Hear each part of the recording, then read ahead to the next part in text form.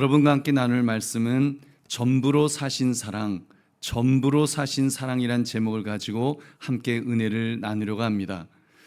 어제 정교인 수련회에서 우리는 4번에 걸쳐서 한 가지 중심 진리를 붙들었습니다.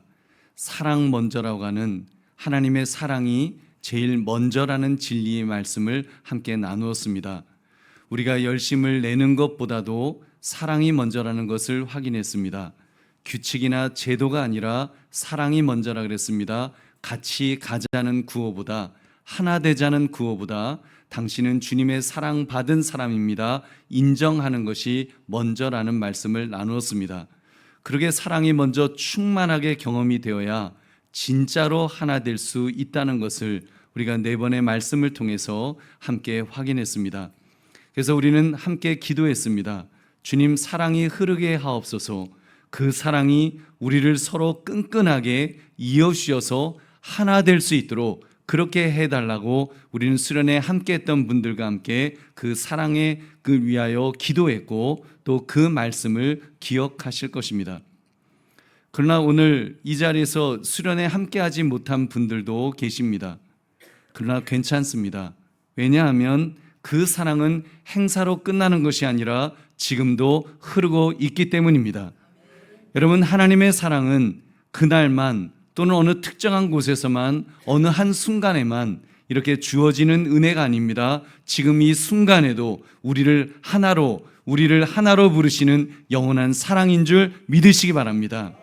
오늘 예배의 자리는 바로 그 하나님의 사랑을 확인하는 자리입니다. 하나님 앞에 정말 하나님의 사랑을 받은 사람만이 이 예배의 자리에 올 수 있습니다. 하나님의 사랑을 받았으니까 이 예배 자리에 여러분이 앉아 있을 수 있는 것입니다. 여러분 생각해 보십시오. 그 대통령을 만나러 가려면 청와대를 가야 하는데 여러분 청와대에 누가 갑니까? 대통령이 지정한 사람, 대통령이 좋아하는 사람, 대통령이 인정하는 사람, 초청한 사람만이 갈 수 있죠. 하물며 여러분 우주 만물을 만드신 하나님 아버지 앞에 나오는 길이겠습니까? 예배의 자리는 그런 자리인 줄 믿으시기 바랍니다. 하나님을 예배하는 자리야말로 정말 사랑받은 자의 가장 확실한 증표인 것입니다. 여러분, 그렇다면 오늘 이 자리에서 우리는 무엇을 마주해야 될까요? 지금 우리는 그 사랑이 어떤 사랑이었는지를 직면해야 될 자리에 와 있습니다. 우리 모두가 마음속에 한 가지 질문을 품고 예배 자리에 나오셨을 테니까요. 이런 질문이 있을 것입니다. 아니, 하나님은 사랑이시라고 하는데, 하나님은 사랑이시라고 말씀하는데 정말 나도 사랑받을 자격이 있는 것일까? 이런 질문이 던져지겠죠. 또는 우리 교회에 있는 모든 분들이 사랑받을 자격이 정말로 있기는 있다는 말인가? 여러분, 이런 질문이 던져질 것입니다.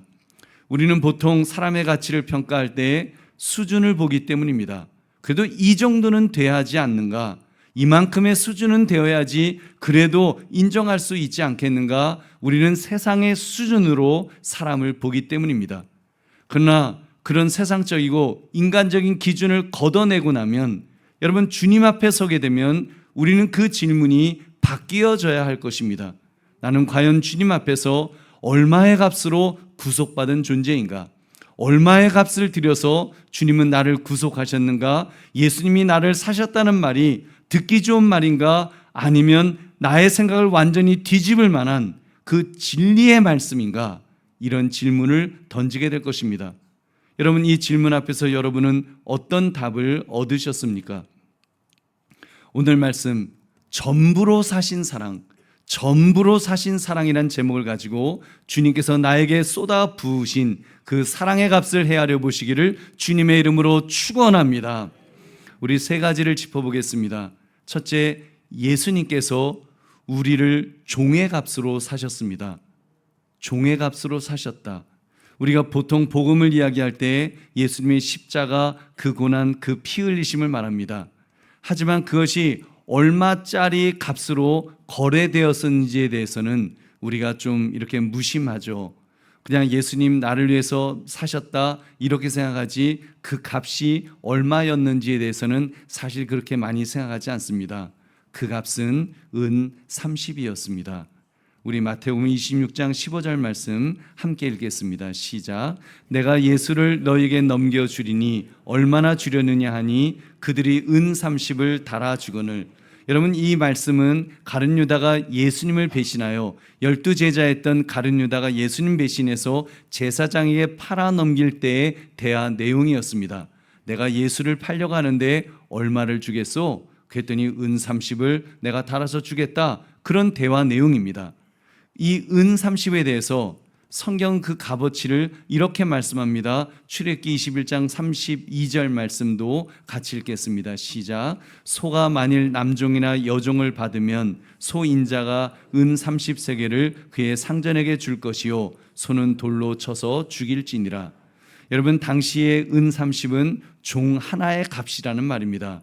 종 하나, 그 종이 만약에 그렇게 죽으면 그 합법적으로 보상할 수 있는 그 값어치가 은 30이었다는 것입니다.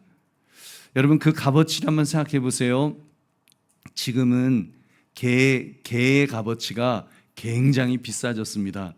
개를 반려견이라 그러잖아요. 반려견, 평생을 함께하는, 그래서 수십만 원짜리, 수백만 원짜리, 수천만 원짜리까지 개의 값이 얼마나 비싼지 모릅니다.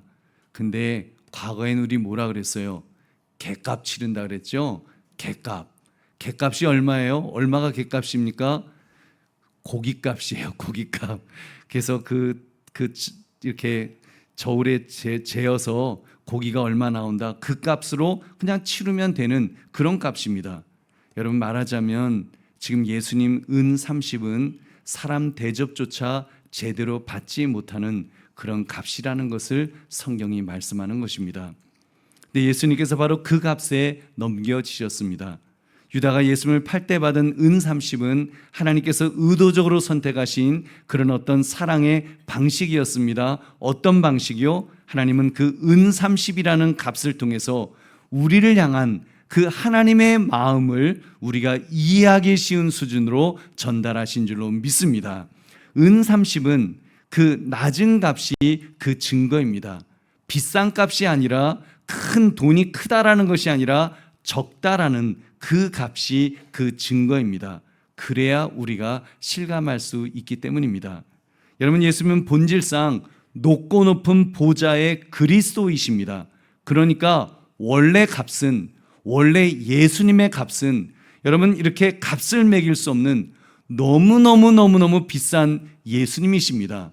우주 만물을 말씀으로 창조하신 분이신데 그분을 도대체 여러분 이 세상의 값으로 얼마를 드리면 그분을 살 수가 있겠습니까? 살 수 없는 값이에요. 너무 비싼 값입니다. 근데 그래도 돈을 딸딸딸 긁어갖고 그 예수님을 샀다고 칩시다.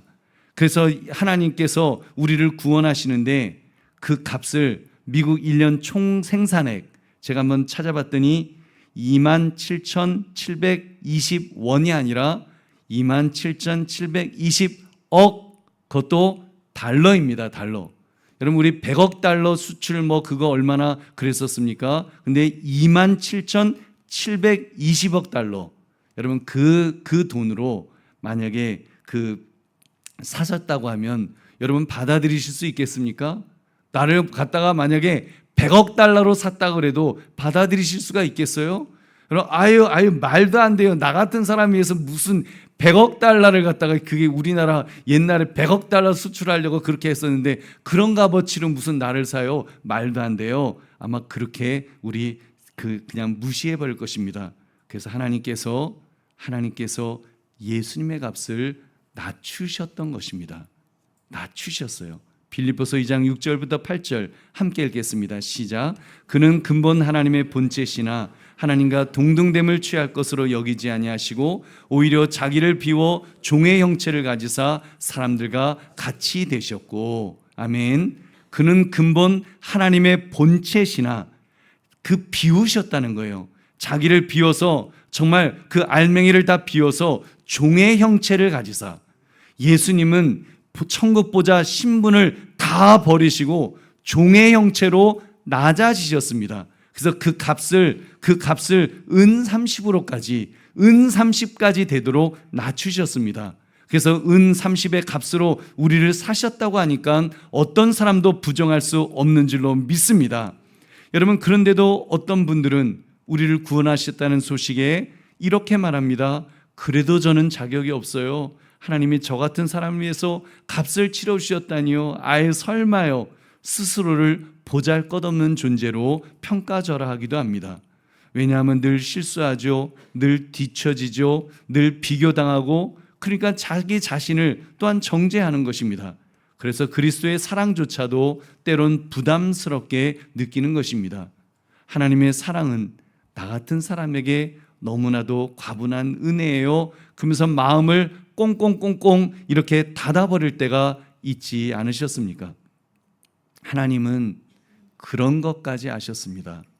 하나님은 우리의 그런 마음까지, 우리의 정말 그 웅크러들어서 정말 위축되어서 이제는 나는 가치가 없어 이렇게 생각하는 그 마음까지도 하나님은 아셨습니다. 배려하셨습니다. 그래서 예수님은 가장 낮은 값으로 거래되게 하셨던 것입니다. 할렐루야.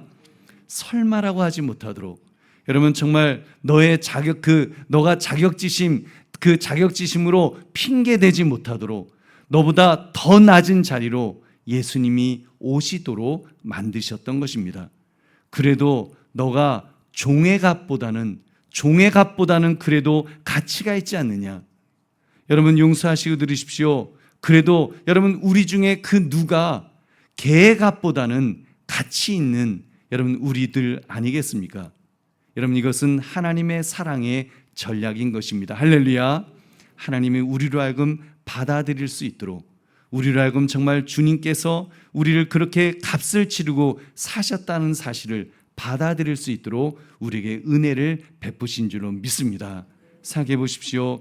예수님께서 우리 눈에 너무 높이 계신 분으로만 보이면 우리는 그 사랑을 피할 것입니다.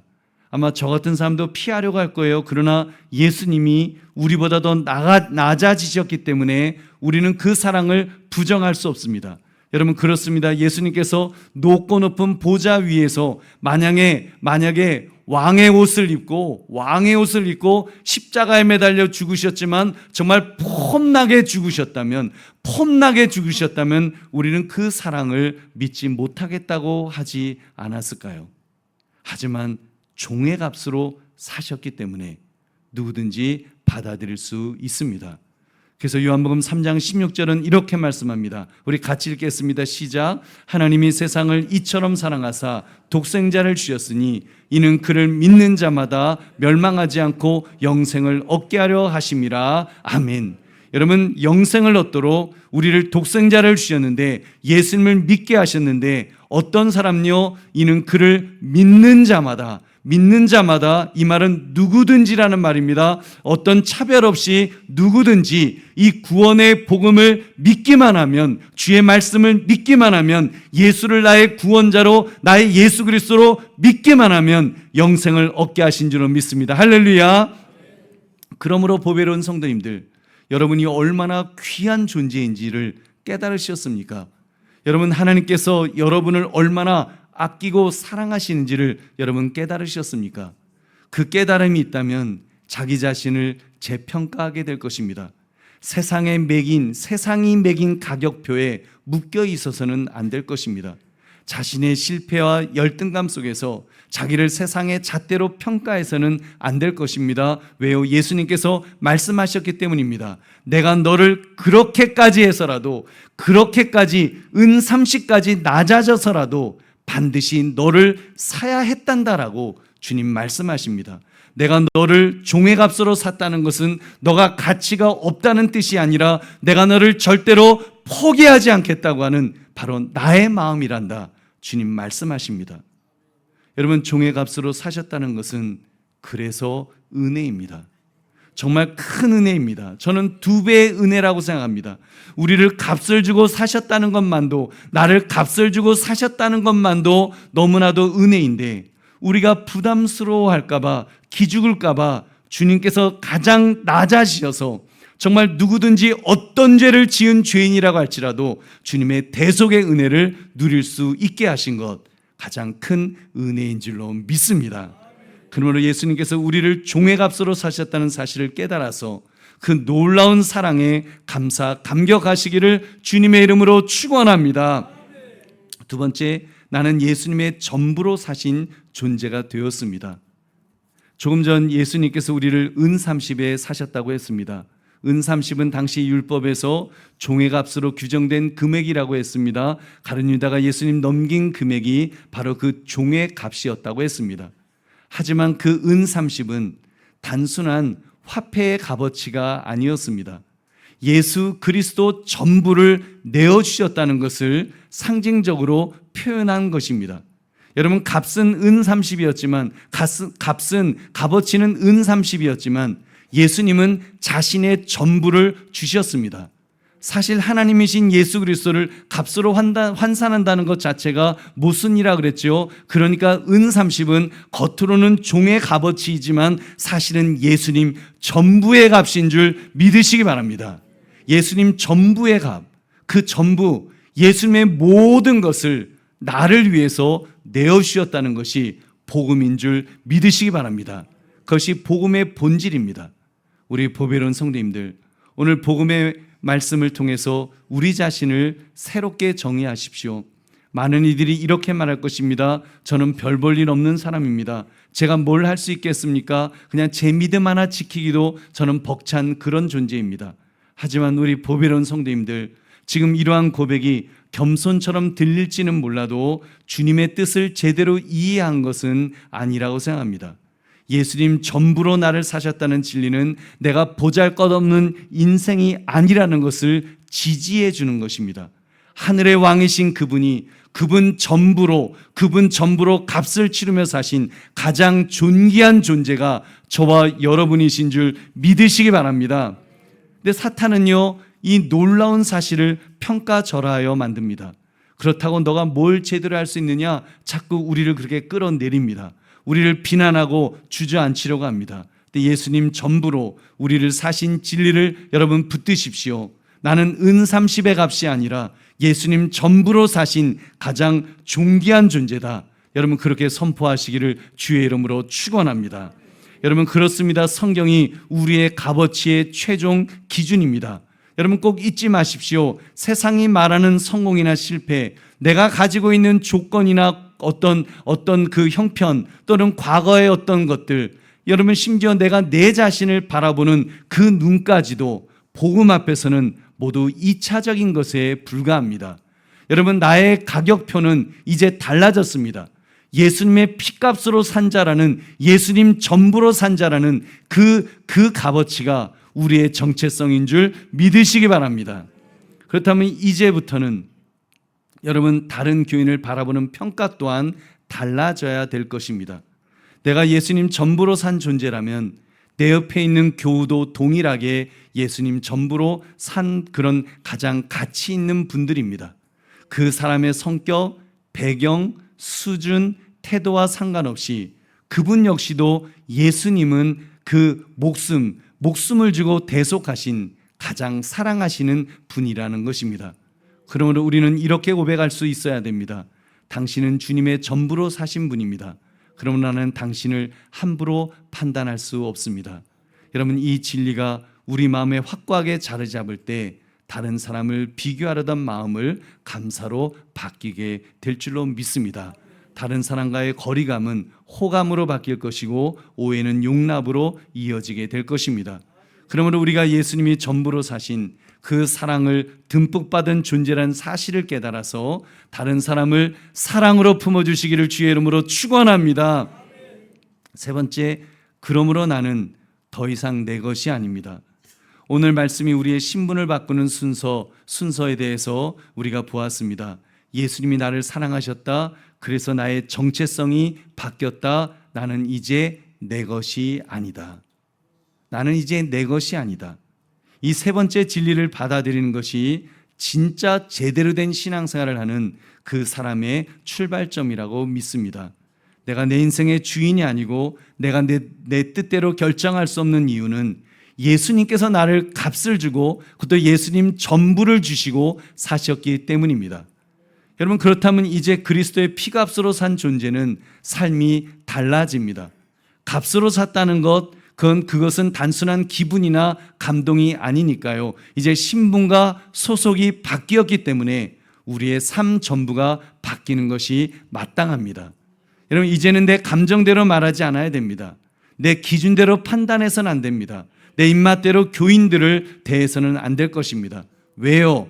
왜냐하면 나는 더 이상 내 것이 아니기 때문입니다. 나는 예수님의 것입니다. 할렐루야. 나는 예수님의 것입니다. 여러분, 우리는 내 자신이 예수님의 것이 되었다고 한다면 여러분 분명히 달라져야 될 것입니다. 그러니까 예수님 전부로 사신 우리니까 우리가 어떻게 살아야 된다고 성경은 말씀합니까? 우리 고린도서 6장 20절 함께 읽겠습니다. 시작. 값으로 산 것이 되었으니 그런즉 너희 몸으로 하나님께 영광을 돌리라. 아멘.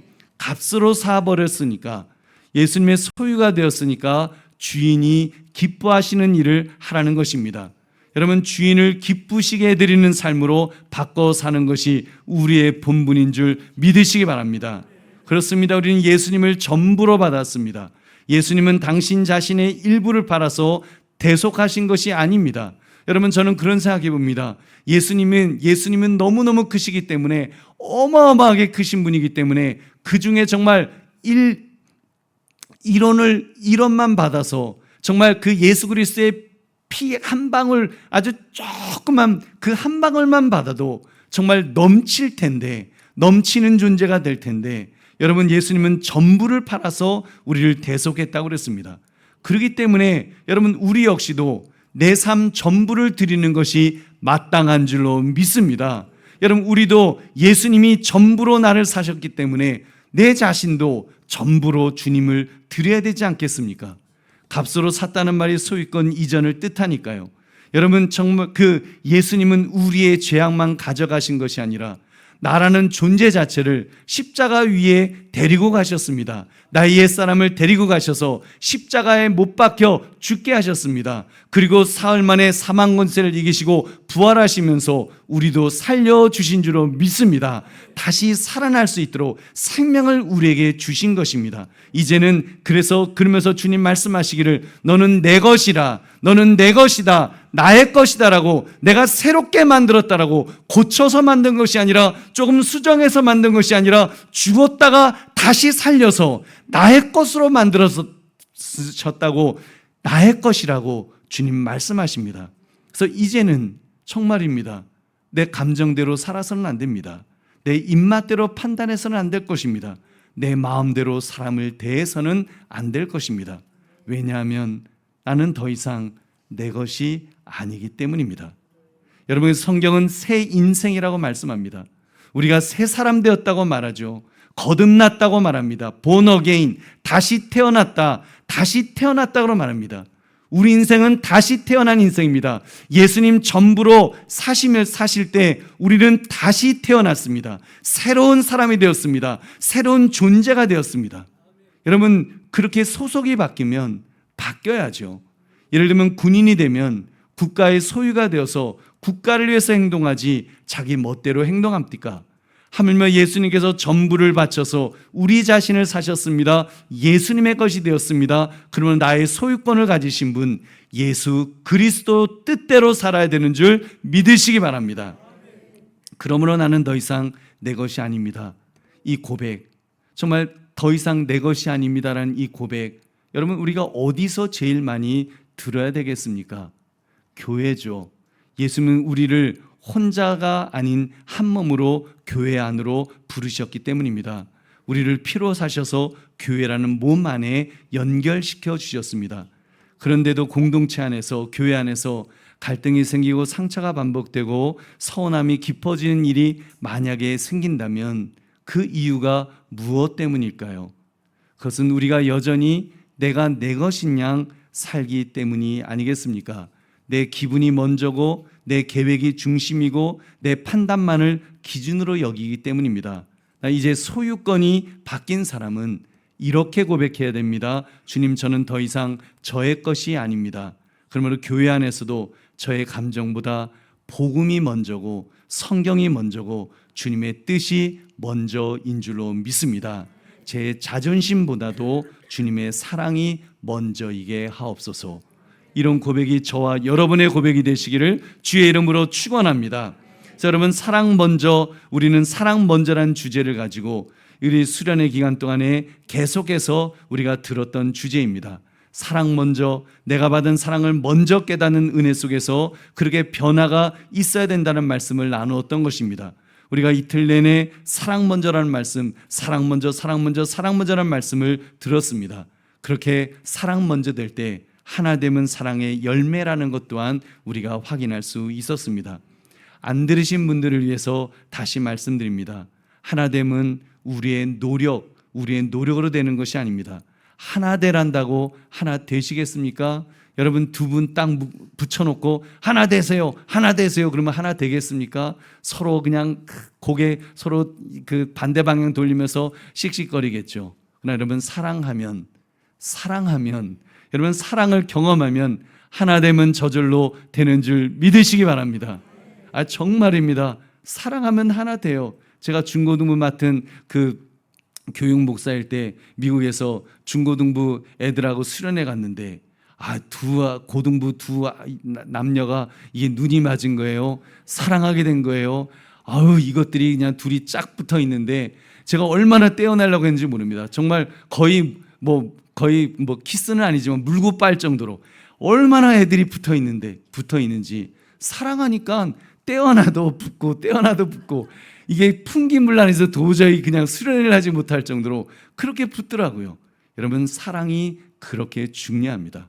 여러분, 사랑은 열심보다 사랑이 먼저라고 말할 정도로, 여러분, 열심도 여러분 사랑 없이 열심하면요 금방 지쳐갖고 그냥 넘어집니다.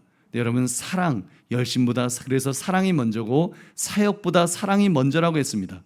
내 열심으로 하면 지치니까요. 사역도 내 노력도 내 힘으로 하려고 하면 힘들어서 못합니다. 사랑하면, 사랑을 깨달으면, 내 마음속에 사랑이 넘쳐나면 열심도 사역도 저절로 될 줄 믿으시기 바랍니다.